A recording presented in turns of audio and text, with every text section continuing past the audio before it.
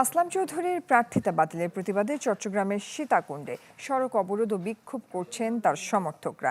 এ বিষয়ে নিয়ে আরো বিস্তারিত খবরাখবর জানাতে আমাদের সাথে যুক্ত হচ্ছেন সহকর্মী ইবেন মীর। ইবেন মীর, এই বিক্ষোভকারীরা কি বলছেন বিস্তারিত জানাবেন।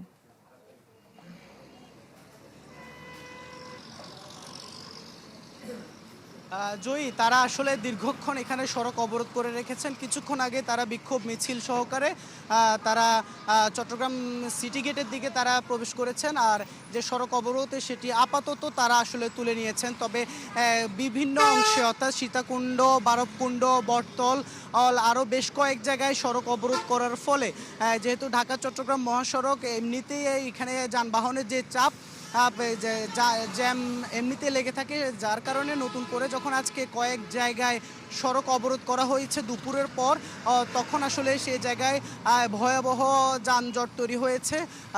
বিশেষ করে পণ্যবাহী গাড়ি এবং যে বাসগুলো সবগুলো আসলে ঘন্টার পর ঘন্টা তারা কিন্তু যানজটে আটকে থেকেছেন। এখন ধীরে ধীরে কিছুটা যানবাহন সরে যাচ্ছে চলছে, তবে যে যানজট সেটি আসলে একেবারে একদিকে বলতে গেলে সিটি গেট পার হয়ে গেছে, অন্যদিকে একেবারে সীতাকুণ্ড, বারবকুণ্ড পুরো জায়গাটি আসলে এখন এই মুহূর্তে যে রাস্তায় যে যানজট সেটি সৃষ্টি হয়েছে।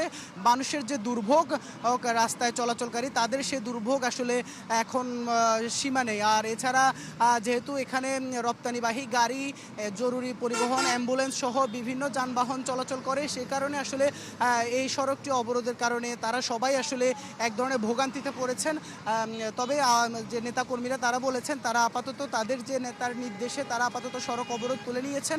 তবে তারা এই যে রায়, সে রায়ের তাদের যে নেতা আসলাম চৌধুরী তিনি আসলে শপথ নিতে না পারার কারণে তারা ক্ষুব্ধ।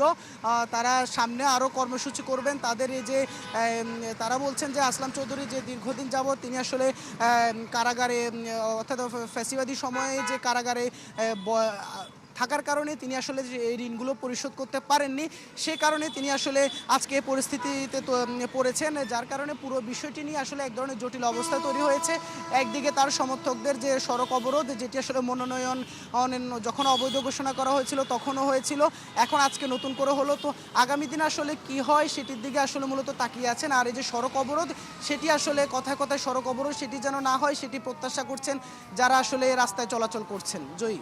ইবেন মীর, ধন্যবাদ আপনাকে।